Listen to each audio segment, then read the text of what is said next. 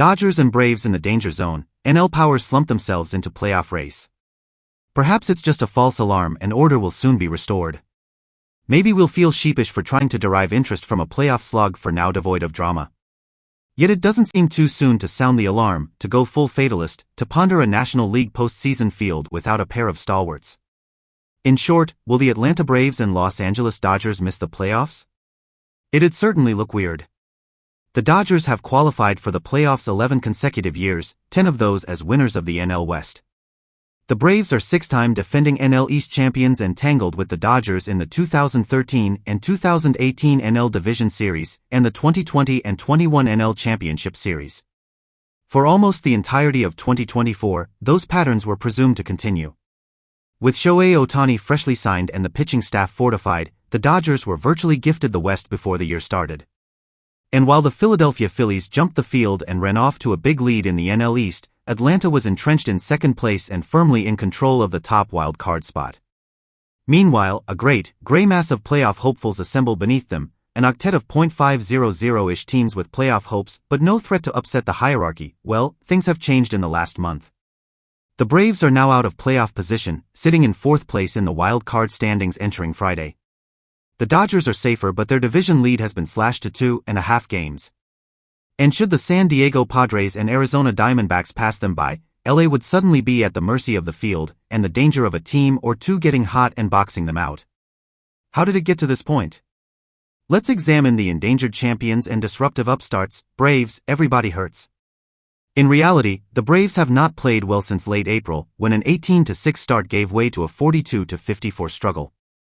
The club lost ace Spencer Strider immediately, was dogged by underperformance and then hit with a rash of key injuries.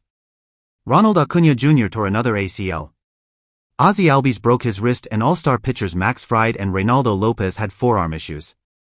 The outfield was further dented by Michael Harris' hamstring injury, with a grim trade market in the offing. Thanks to that big mass of playoff hopefuls, GM Alex Anthopoulos was unable to match his 2021 deadline magic that netted a World Series title. Instead, an inconsistent club will start a 10-game road trip with a 5-game losing streak in tow, the last a 16-7 beatdown from Milwaukee on Thursday. While Lopez and Harris could be back soon, Fried could not get out of the fourth inning of his first start off the IL. Charlie Morton, the 40-year-old reliable, was shelled for 8 runs on Thursday, and an offense that ranked either first, second or third in runs and OPS the previous 2 years is ill-equipped to bail them out. Acuna is out for the year. All-star cornermen Matt Olson, 163 adjusted OPS in 2023, and Austin Riley, 129, have seen those numbers dwindle to 99 and 119, respectively. Never underestimate a champion and all that. Yet right now, the Braves are simply a 60-54 team, out of the playoff picture thanks to the Phillies and Padres and Diamondbacks and, of all teams, the New York Mets. That early season equity is drained, as is any notion the Braves might flip a switch. Now, they're just a flawed team trying to survive in a shark tank full of them.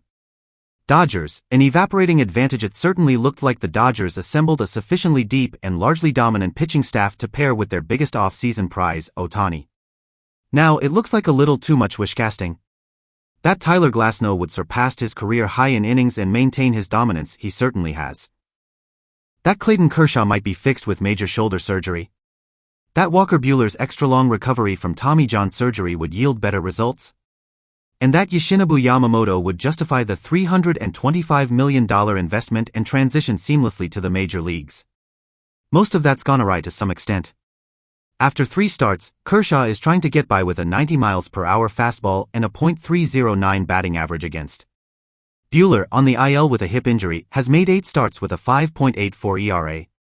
And while Yamamoto has dazzled, with a 2.92 ERA in 14 starts, he's only now ramping up from a triceps injury with hopes of a September return.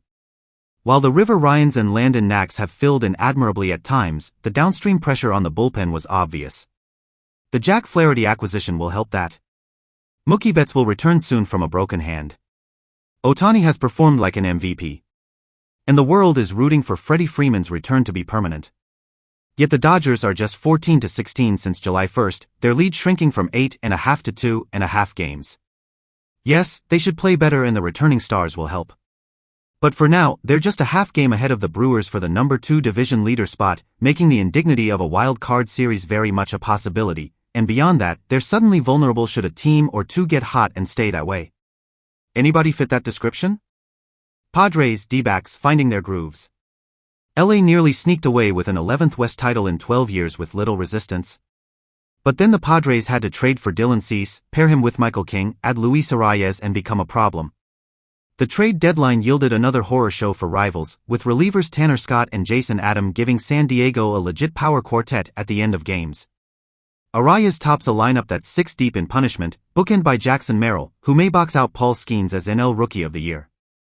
The result, a 14-3 tier since the All-Star break, including a sweep of wildcard rival Pittsburgh, and a 64-52 record that gives them possession of the number 1 wildcard spot through Thursday. But just as San Diegans chafe at the notion of Gizonis invading their beaches each summer, these Padres have unwanted company rolling in from the desert.